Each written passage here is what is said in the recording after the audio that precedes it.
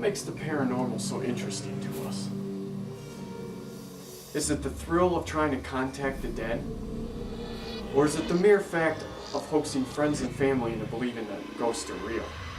A person's belief of paranormal existence can change with just one encounter with the supernatural.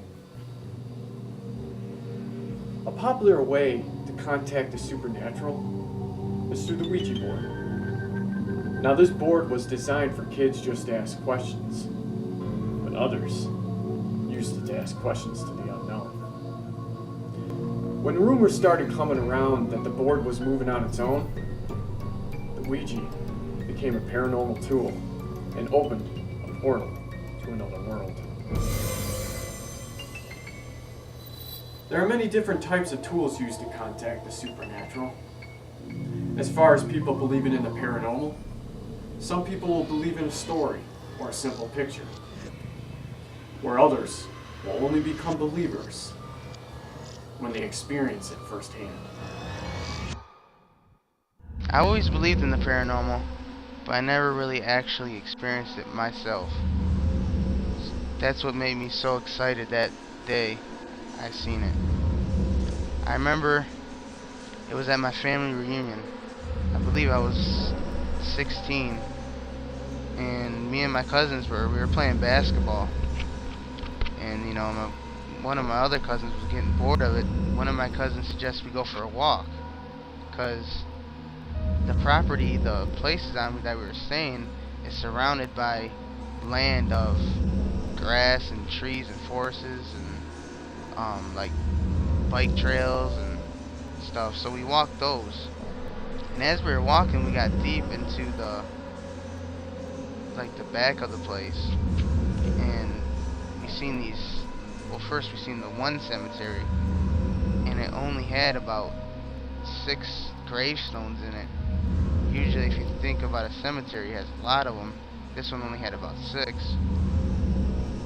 And I remember the grass wasn't cut, and it was very, a lot of weeds, and it wasn't well kept, and a lot of them were cracked and dirty. So we kept on walking, and we seen another one. And that one, I believe, had about 6 in there too. And same story, it was really beat up, and you could tell people didn't really care for it and take care of them. Nightfall came really quick, and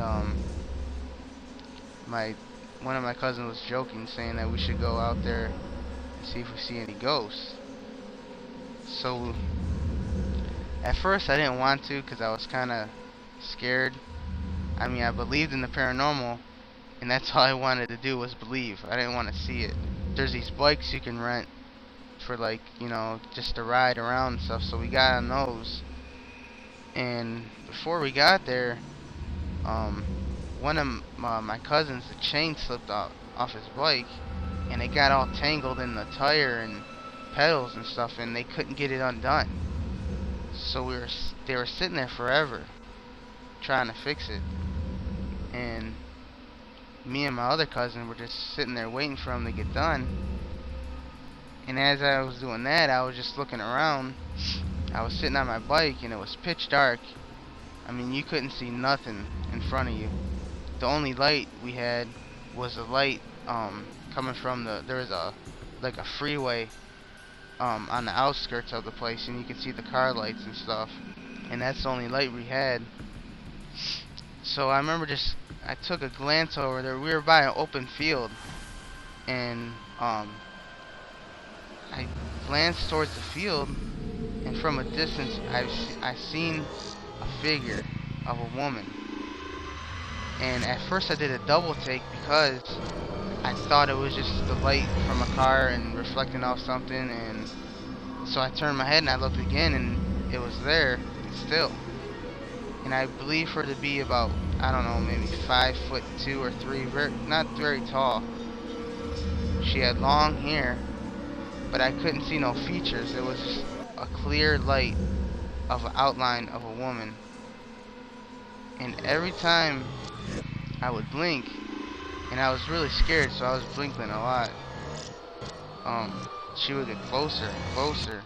So I turned to look at my cousin, and I pointed towards where I was seeing. I said, "Do you see that?" And he looked, and he saw it too. And once I seen that, I got out of there because I knew I wasn't crazy. That was enough confirmation for me to know it was there. If you were there and seen it, it would be a lot scarier to you.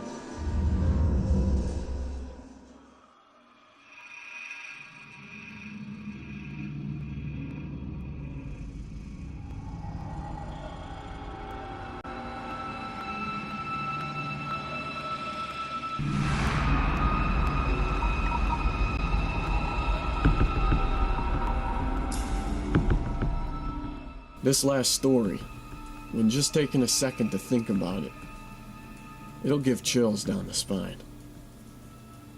Dean Radin wrote an investigation on a college man named Alex who experienced a gut feeling that saved his life. He was cleaning his double-action 6-shot revolver in preparation for a hunting trip later in the month. In the pistol, when the trigger is pulled, the hammer is cocked. The cylinder revolves and the hammer falls on the next chamber, all in one smooth motion.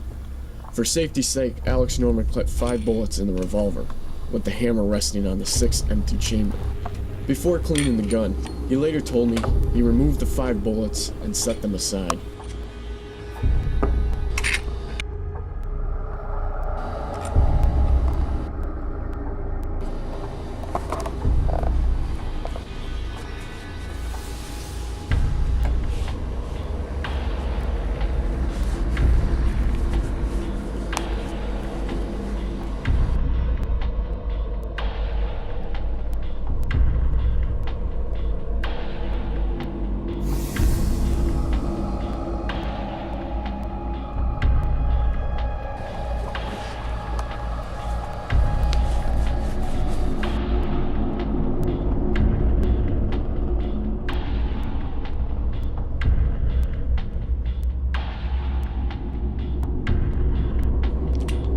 When finished cleaning, he began to put the bullets back in the cylinder.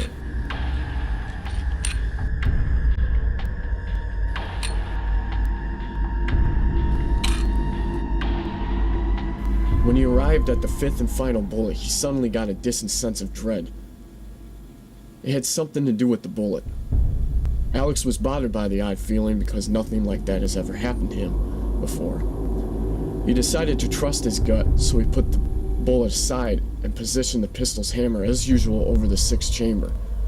The chamber next to it, which normally held the 5th bullet, was now empty. 2 weeks later, Alex was at a hunting lodge with his fiancée and her parents.